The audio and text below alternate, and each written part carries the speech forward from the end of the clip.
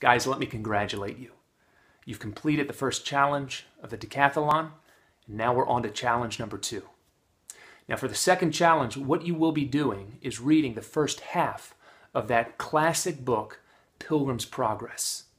Now when I say this, I need to answer 4 questions. And the first one is this: why read books?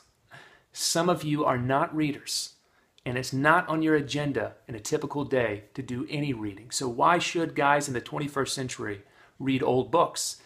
Here's what I'd say. Men who develop into spiritual leaders are men who read spiritual books. In his classic work on leadership, J. Oswald Sanders, he said that the character of a man is reflected in the books that he reads. And guys, it's true. You want to be a great man? You need to read great books. Now that leads to a second question, which is, why read Pilgrim's Progress? I put it to you like this. I've no doubt you've been lost before. Maybe you've been lost in the woods, hiking, or maybe you've been lost in a new city that you've never visited before.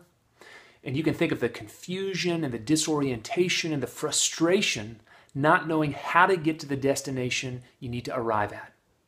Now, when you feel like that, think of the relief that you experience if someone all of a sudden hands you a map or gives you a set of instructions.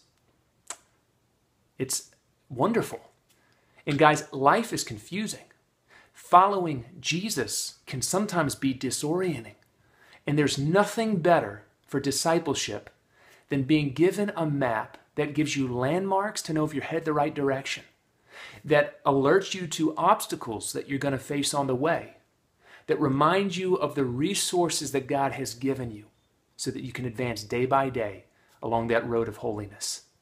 What John Bunyan did in this book, guys, it was a miracle. It was a gift to the church. He took our experience and he took the Bible and he put them together. And so what we are left with is an itinerary for the Christian life. Now this leads to a third question.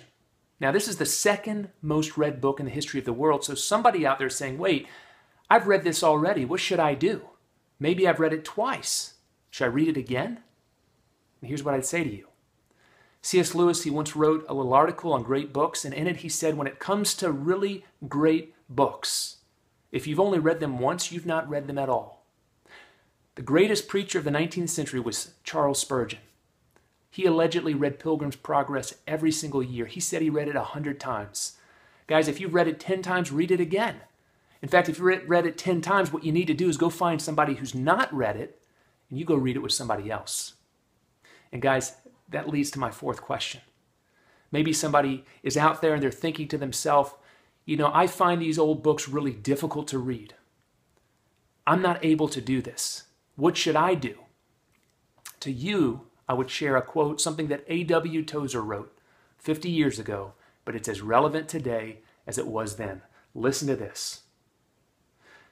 He said, to enjoy a great spiritual book requires a degree of consecration to God in detachment from the world that few modern Christians have.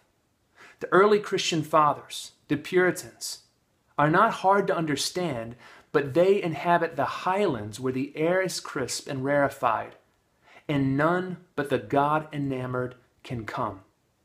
One reason why people are unable to understand great Christian classics is that they are trying to understand without any intention of obeying them.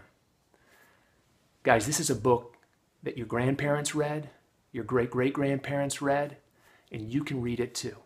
The question is, do you have the hunger and thirst, not just to scan the words with your eyes, but to chew on them with your heart and to be transformed by them?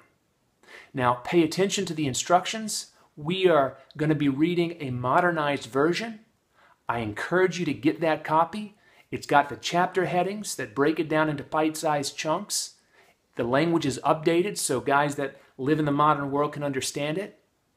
And guys, we're not going to try to read all of it, but I want you to have a taste of it because I'm convinced that if you can get clarity about the road of discipleship, then you cannot be surprised, you can be equipped, and you can advance further along this road to becoming mature men of God and spiritual leaders.